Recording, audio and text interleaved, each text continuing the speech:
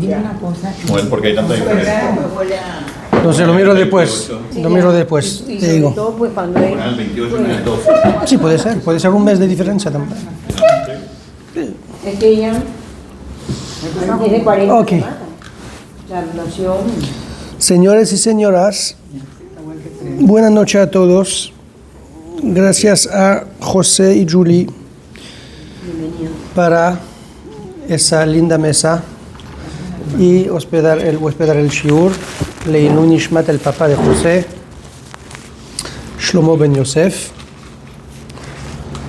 Pero tú eres también Yosef. Yo no conocí a mi abuelo. Mi suegro casi no lo conoció tampoco. Wow.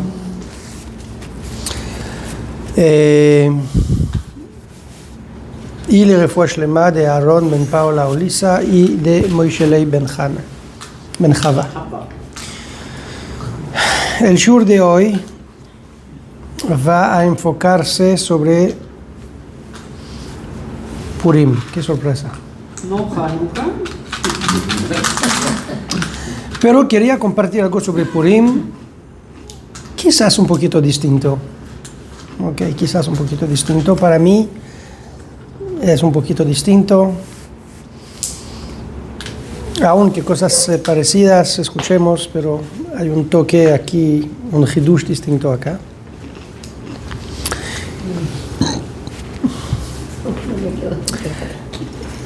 Estamos en Parashat Kitisa también y vamos a celebrar Purim y de manera muy especial. Purim cae un viernes, entonces de Purim entramos en Shabbat, vamos de Simcha a Simcha.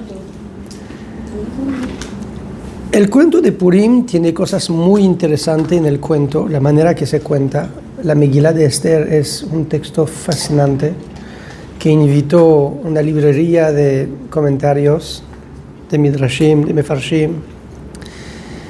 Y lo que es interesante es que está escrito de un estilo tan distinto al resto del Tanaj y a la vez abrió la mente de muchos sabios judíos a explicarlo y comentarlo de diferente manera. Tenemos muchos comentarios de Pshat, de Remes, de Drush, de Sod. Se habla de Kabbalah, se habla de Gematriot, se habla de Remazim, es un texto que se estudia a muchos niveles, aunque está escrito como una novela. Está escrito como una novela. Y si no es suficiente, es que el estilo hebreo del idioma es distinto de el Lashon HaKodesh que encontramos en otros libros. Por ejemplo, uno que lee el Teilim va a descubrir un idioma un estilo muy distinto. Es obviamente el mismo idioma, pero es un estilo muy distinto. Vamos a decir que la Megillat Esther tiene un hebreo mucho más moderno, o que es mucho más parecido al hebreo moderno que hablamos hoy. No hay muchas palabras en la Megilá que uno que habla hebreo moderno no va a entender. Cuando uno que habla hebreo, un israelí moderno que lee la Megilá, va a entender el 95% de las palabras. Un israelí moderno que abre el Teilim quizás va a entender 50% de las palabras. Quizás. Entonces es un texto muy especial, vamos a decir, que se distingue del resto de los libros del Tanaj, y no es el único que se distingue. Obviamente es una parte de las Megilot. Ahí tenemos 5 Megilot, y en realidad cada Megilá tiene su estilo propio. Uno está con un estilo más poético, uno es un estilo más de canciones, uno es con rimas. Cada uno, la Megilá de Esther es un estilo muy común, muy fácil de leer. Como si había un intento y una intención de hacer de ese texto un texto más accesible. Y quizás por eso sobre ese texto nació una cantidad de comentarios más que usual. Ahorita, un tema central de Purim es el tema de la alegría. Hicimos un shiur hace 2 semanas sobre Mishenichnas Adar Marbim Besimcha, el concepto de incrementar en la alegría en Purim, en el mes de Adar, y cómo se incrementa la alegría, etcétera, etcétera. Uno que quiere recordarse puede chequear el shiur de hace 2 semanas. Pero hoy quería enfocarme sobre la alegría de Purim misma. Primeramente, sabemos que en Purim hay una alegría extraordinaria, más de usual, hasta el punto que es una mitzvah de tomar vino con exceso. Ad de lo yada bein Baruch Mordechai, Arur Haman y Baruch Mordechai, hasta que uno no se da cuenta cuál es la diferencia entre el bueno y el malvado en el cuento de la Megilá. ¿Quién es el bueno y el malvado entre Mordechai y Haman? Y ya está totalmente borrachito y pasó ese punto de discernir entre el bueno y el malo. Es como una necesidad de ir más de lo que es alegría entendible. Ahora, para que entendamos, tenemos fiestas en la Torah. Shalosh Regalim, Shalosh Peamim Beshana. Tenemos la mitzvah de hacer un Yom Tov. Y en esos Yamim Tovim, en esas fiestas judías que hacemos en el calendario judío establecido por la Torah, por ley bíblica, hay una obligación bíblica de alegrarse. Vesamachta bechagecha, vehayita ach sameach. Te alegrarás en tus fiestas y serás alegre. ¿Cómo uno se alegra? Hay muchas formas. Una de las cosas que los rabinos establecieron en la práctica judía de manera de alegrarse en las fiestas es de comer bien y de tomar bien. Por eso la mitzvah de comer carne en Yom Tov y la mitzvah de tomar vino en Yom Tov. Pero Seudat Yom Tov se hace con carne y con vino. Hacemos el kiddush, tomamos un vinito. Pero en Yom Tov, ¿cómo tomamos el vino? Como Shabbat. Un vasito de vino, uno que quiere agregar un segundo, pero normal. Es una cena o una comida acompañado con vino. Se alegra el corazón, se canta, se cuentan cuentos, comentarios de palabras de Torah. No se emborracha. ¿Qué más? Es una prohibición de emborracharse. Entonces, la necesidad de asociar la alegría con el vino, con exceso, es algo que sorprende. Esa pregunta misma fue preguntada por muchas personas, muchos sabios, muchos comentaristas, y hay varias respuestas, por supuesto, sobre esto.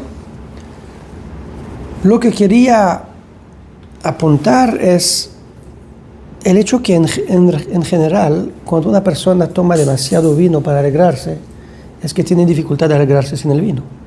¿Tiene dificultad? Alegrarse sin el vino. Uno que se emborracha es uno que se escapa de algo. Uno que está bien, que está feliz, como en las fiestas de la Torah, toma vino, pero no se emborracha. Es prohibido de emborracharse. Entonces, ¿cuál es la diferencia? Bueno, ahí hay la obligación en las fiestas bíblicas de alegrar a los demás, de entregar comida antes de las fiestas para los necesitados, etcétera, etcétera. O sea, el entendimiento que para ser uno alegre tiene que ser lleno de buenas acciones y asegurarse que la alegría no es solamente aislada en su casa, sino que está repartida en su comunidad, etcétera, etcétera. Pero cuanto bien todo está hecho, él se sienta con el corazón lleno, se siente bien, se acompaña de un vaso de vino, pero sin exceso. Es como si la alegría de Purim expresa al mismo tiempo una dificultad de alegrarse. Y por ahí la necesidad de emborrachar. Un otro punto es que estamos diciendo, Mishenichnas Adar, Marbim besimcha. Incrementamos en la alegría. Agregamos alegría. De ser alegre está bien. Cuando uno quiere ser demasiado alegre, aparece que está escondiendo algo. Entonces, son dos componentes. Por un lado, de intentar de incrementar y agregar mucha alegría más que de ser simplemente alegre. Y por el otro lado, el uso del vino, con exceso. Y son dos elementos, dos aspectos de nuestra alegría en Purim, que aparece indicarnos que estamos intentando de ocultar algo, de esconder algo. Hace pensar al cuento del Principito, ¿no? Que se encuentra con el borracho. ¿Se recuerda de ese episodio? El Principito, así se llama en español, ¿no? El Petit Prince. El Principito se encuentra con el borracho y le pregunta, ¿qué haces? Estoy tomando. ¿Por qué tomas? Porque tengo pena. ¿De qué tiene pena? Tengo pena de que estoy tomando. Y él concluye su encuentro diciendo, esos adultos son muy raros, complicados. En el texto original es raros, en francés, sí. Pero la idea del borracho ahí es también igual, uno que intenta de esconder algo. En ese caso, la pena. La pregunta que quiero decir, que estoy intentando de hacer es, ¿qué estamos escondiendo en Purim? ¿Qué estamos escondiendo en Purim? Que si hubiera sido revelado, hubiera molestado a la alegría. ¿Hubiera molestado a la alegría? Ah. Escondiendo la identidad. Esther no podía revelar su identidad. Exacto, estábamos escondiendo la identidad. Sí, pero nosotros no... Le digo, no digas. No, muy bien, muy buen punto. El tema es que nos estamos alegrando acá después de todo el cuento. O sea, al final del cuento ya hubo salvación de Am Israel. Ya reveló su identidad. Salvó a Am Israel. El pueblo está festejando ahorita su salvación. Las cartas están todas en la mesa. ¿Qué todavía impide a la alegría en Purim?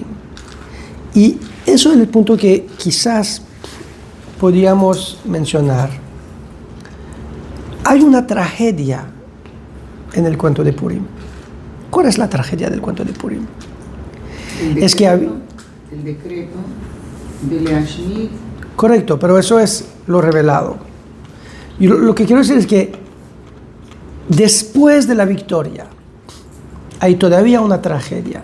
Es como una batalla, una guerra que uno ganó, pero y se quiere arreglar de la victoria, quiere celebrar la victoria, pero hay un precio que era tan grande que nos impide de alegrarnos naturalmente, y por eso necesitamos hacer un esfuerzo para todavía superar a ese obstáculo para poder celebrar. ¿Y cuál es el punto a la tragedia de Purim? Es el cuento de Esther, que sigue aún después de la victoria. ¿Cuál es el cuento de Esther? Es una persona muy digna, muy honorable,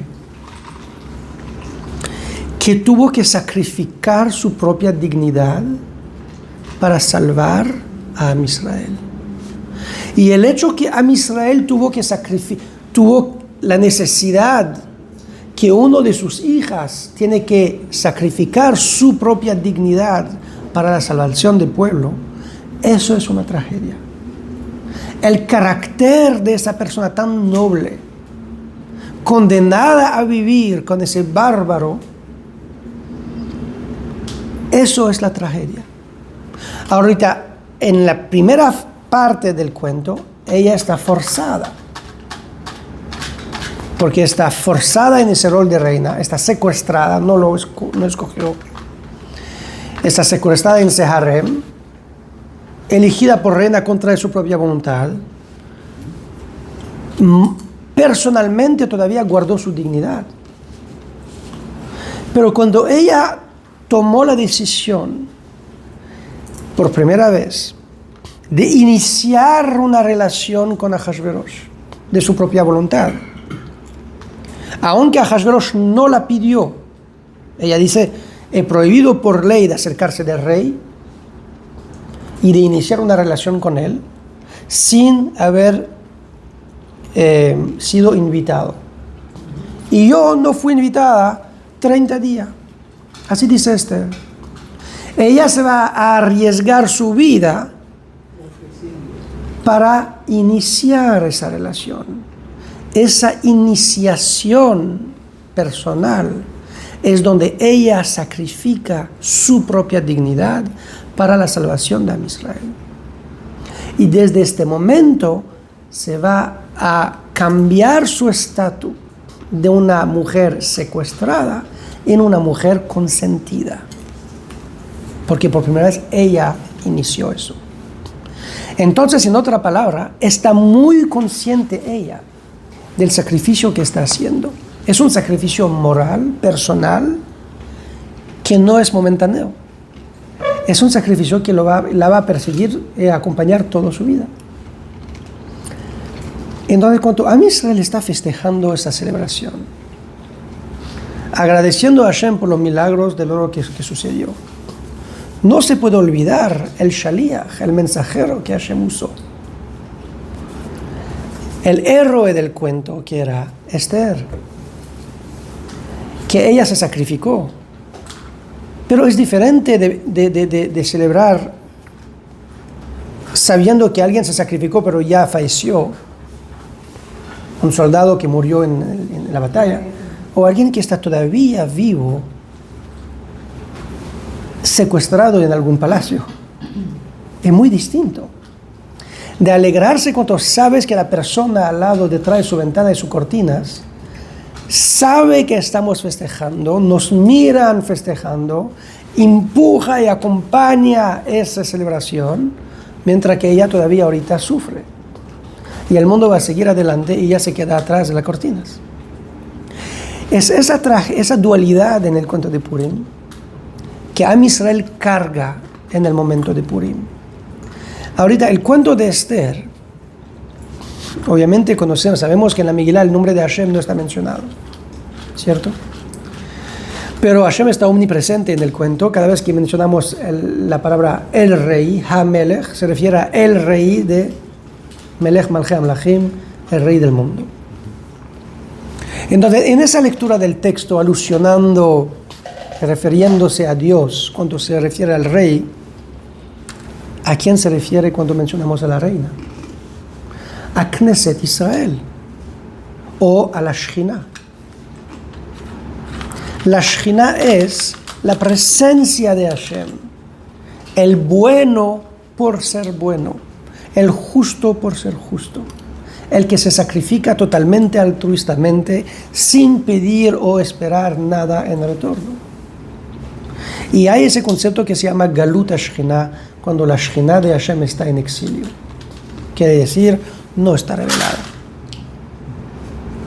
Uno no reconoce el bien por ser el bien y no sabe distinguir del bueno del malo y del día de la noche, de la luz de la oscuridad. No hace esa diferenciación. La separación que hay entre esos dos territorios se está aflojando. Esther representa en realidad el Galut HaShekhinah, la nobleza, la belleza, la dignidad de una persona condenada a vivir acompañado de bárbaros. Es esa tragedia espiritual que Am Israel sigue vivir, aunque está celebrando. ¿Y por qué es tan importante de mencionar eso? Obviamente, el contexto histórico nuestro hoy en día, de saber que tenemos hermanos secuestrados, nos hace pensar cómo vamos a celebrar Purim, sabiendo que tenemos ese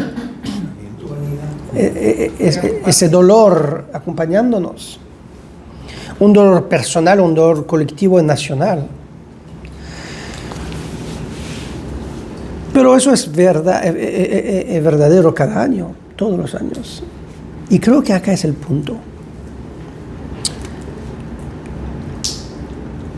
Es muy fácil alegrarse cuando todo va bien. Hay una victoria de la guerra, celebramos victoria, salimos en las calles, saltamos, bailamos, gritamos, sacamos la energía, la adrenalina se baja. Es una irrupción de energía que es natural. Las paradas y los desfiles de victoria existían en todas las civilizaciones. Los romanos, los babilonios, los persas, todos lo hicieron. ¿Qué es diferente? ¿Hay algo especial en esa celebración de Purim como victoria de... Debería ser? No, un otro. Bueno, acá no era una batalla, una guerra así con... Había también esa guerra, by the way. Pero había también toda la orquestación del cuento por detrás y los milagros escondidos que había en ese cuento. Pero hay un otro punto, creo que la fiesta de Purim quiere enseñarnos. Purim es la fiesta de la alegría par excellence. ¿Y qué quiere enseñarnos? Que la alegría de Purim está hecha en un momento a propósito cuando hay una mitad del vaso vacío. El vaso no está lleno. Y para poder alegrarse, necesitamos hacer un esfuerzo para enfocarnos solamente sobre la parte llena. Yo sé que la mitad está vacía. Y aún así yo quiero todavía alegrarme de la parte llena del vaso.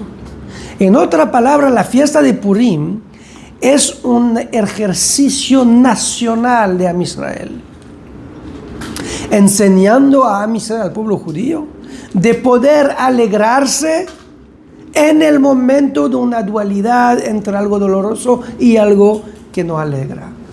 En una situación específicamente partida entre el vaso lleno, una mitad y una mitad vacía, y en esa situación de poder dedicarse absolutamente a la alegría sin ser partido en nuestra celebración.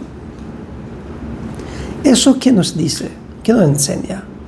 Que la alegría es un choice, es una decisión. Y un judío tiene que tener esa capacidad de decidir sobre su propia alegría.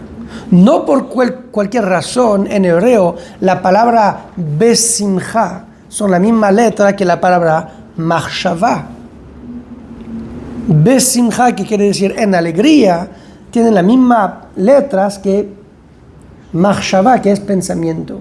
La alegría nace y se produce en el pensamiento de uno. Es controlado por la decisión de una, no es circunstancial.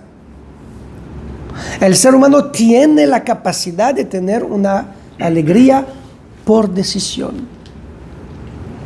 Cuando elegimos el apogeo de la alegría judía en una fiesta acompañado de una tragedia, en el cual todo Am Israel se entrena personalmente y colectivamente de tener esa situación que es mitad del vaso vacío y mitad lleno, y aún así enfocarse sobre el lleno y decir, y voy a decidir de alegrarme y lo voy a lograr. Estamos escondiendo algo en nuestra alegría de Purim. Es verdad. El exceso del vino es para esconder algo, pero está hecho a propósito. ¿Qué esconde? Una tristeza. Pero decidimos tomar control de esto. Esa decisión tiene repercusión histórica sobre Am Israel. Uno de los resultados que podríamos asociar con ese fenómeno es el hecho que hay un rango de los países más felices en el mundo. De manera muy sorprendido, Israel es constantemente en el top 10. Creo que a veces logró un puesto número 1 o en el top 5, pero de manera muy constante es en el top 10. Israel es un país que no falta de desafío. interno, externo, económico, seguridad. Es un país con un nivel de estrés y de ansiedad altísima. ¿Cómo puede ser que la gente en la calle son de los más felices del mundo? ¿Te gustaría vivir en otro lado? Para nada. Y los que se fueron a Estados Unidos y lograron todo el éxito, etcétera, etcétera, en como Baaretz. No hay como en Israel. Quiere decir que hay una alegría que esa nación produce, que ninguna otra nación y ningún otro cuento puede reproducir. Los que se quedan afuera en general son los que están todavía en la lucha, by the way. Los que lograron éxito absoluto, independencia real económica, regresan a Israel. Y los que se quedan 30 años están todavía con el sueño, ya pronto los niños se van a graduar y ya regresamos. Voy a retirarme y ya están todavía en las maletas que quizás van a regresar hasta que se dan cuenta que la vida está pasando. ¿De dónde nos venimos? ¿De dónde nos llegó esa fuerza de poder superar los desafíos de tal manera? Quizás es por ese aprendizaje específico del manejo de la alegría. Eso es Purim. Purim es una entrega total a Hashem, diciendo, yo sé que en mis ojos tengo una parte llena y una parte vacía. Tengo una tragedia y una celebración. Pero me entregó con todo, ambas partes la entregó por ti. El Hamán y el Mordejai lo entregó a ambos. Mi miedo y mi alegría. Y me alegró de ambos porque confió en ti. Ese bitajón en Hashem es lo que estamos celebrando, expresando en Purim. Eso es la primera palabra que quería compartir sobre Purim. El segundo punto que quería compartir sobre Purim es sobre un aspecto un poquito, no sé si es controversial, una observación sobre el texto. Tenemos varias personajes en el cuento. Tenemos a Hashverosh, Vashti, Hamán, Mordejai y Esther. Son los 5 caracteres dominantes del cuento. Vashti, bueno, ella se descarta al final al inicio del cuento. Entonces nos quedamos con 4 personajes